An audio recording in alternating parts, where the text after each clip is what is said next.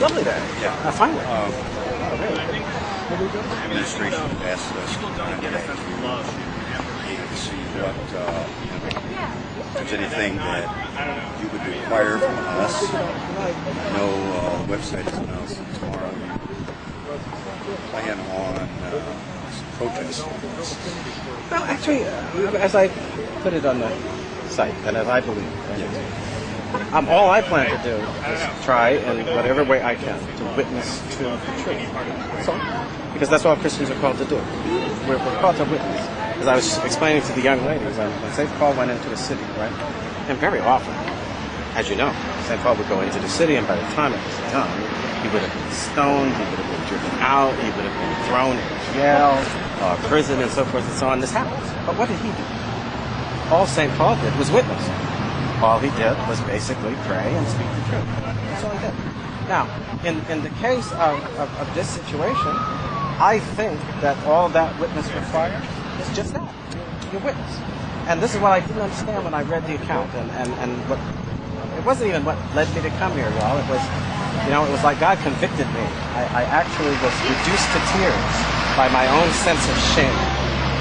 That I had professed all my life to be pro-life, had loved Randall Terry, had supported Randall Terry, had done things, but I always said in my heart of heart there was this reservation that said that's his way of doing it, and I defend him. He's right. That's exactly what I know Christians did down through the ages, but it's just not my fault. And it was like God was just convicting me in that moment to see with my real heart, the heart that breaks you down, okay, that I was lying. And that in point of fact, it wasn't Randall Terry who was in that position. It was Jesus Christ, and I was refusing to see it. I was refusing to see the cross. I was refusing to see the humiliation. I was refusing to see the imprisonment and the torture. And he opened my arms. So if that's what's reserved for whoever, because they stand for that truth, then that's all right. Because everything that has ever been accomplished by Christians was accomplished by simple witness with the willingness to die if that's the consequence. Okay? So if people come against us and wish to throw us in jail or do whatever, okay. I would have to confess part of the shockingness of it all was that from the, even though I can make a really good argument that it's not even justified when the public authorities do it if we're standing here on the street. But, of course, in the case of Notre Dame, two things are true. As I told someone the other day, Father Jenkins is, in terms of the law, absolutely within his right. Notre Dame is private property. And if he wants to say so-and-so can't come on my private property, that is certainly a prerogative that he has as the chief administrator. But there's human law, and then there's the law of God. And it seems to me that a Catholic university standing there with Our Lady's name on it, okay? The Mother of God, and that Catholic university professing. If you asked Father Jenkins, he'd tell you pro-life. I'm sure he would. He would tell you that killing babies is wrong. He would tell you that the whole thing is a deep violation. He might even be able to quote from me from the sanctity of life and the things that have been written over and over again to make it clear that this is the teaching, the stand of the Catholic Church. He'd have no bones about it. I might do that. Okay. So that's really very clear. So here's my problem. I just want to finish this so you all understand, because what I am motivated by is this, and I will be doing my best, because this is what convicted me, right? It was what made me feel like, for all I pretended to do stuff for the pro-life movement, I have never been willing to do what God requires. And you know why?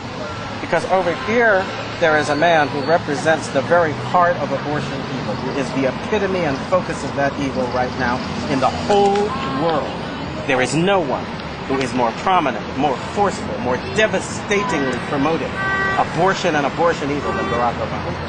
This man invited to the campus of Notre Dame to be honored with a degree, to be smiled at, his hands shaken, to be treated like he's worth something. And this man, who has laid his life on the line for the babies, who has gone to jail, who has lost his homes, who has been inflicted, he stands alone to be treated like a criminal. Well, no, I'll stand with him if that's going to be the case. I'll stand with him until hell freezes over. Okay? And that's why I've come.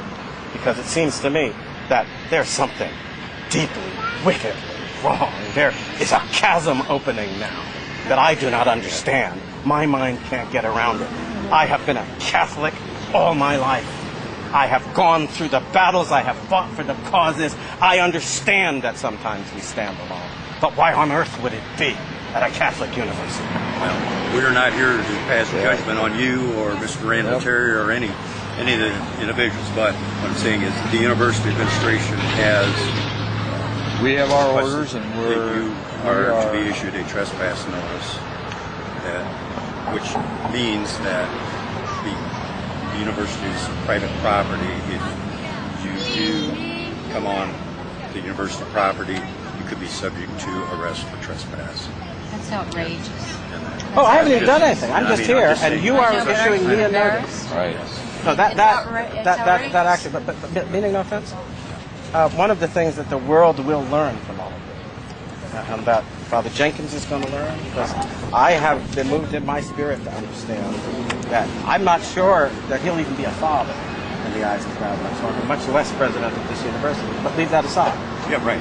We're not here to pass judgment on the simple truth is, this land, this whole university institution, last time I looked, the word private meant that it belonged to some human party. And it's one of the reasons why one of two things will ultimately come out of all of this. Either Notre Dame will return to respect for God's will, or I think Catholics the world over will demand that the name of the Mother of God be removed from this university and that Catholic sanction be removed. Do you realize what is going on here? What's going on here? What's going on here? Do you remember when Christ was born, what happened? What happened before Christ was born? I just want to respectfully ask. No, but wait a minute. You know why I'm talking to you? Go ahead. Because you used a phrase to me that puts the chill in my heart. What does that mean? Well, we're just, what was it? We're just Doing our following job. your orders, Following you're our doing your orders. job. Well, Nazi Germany.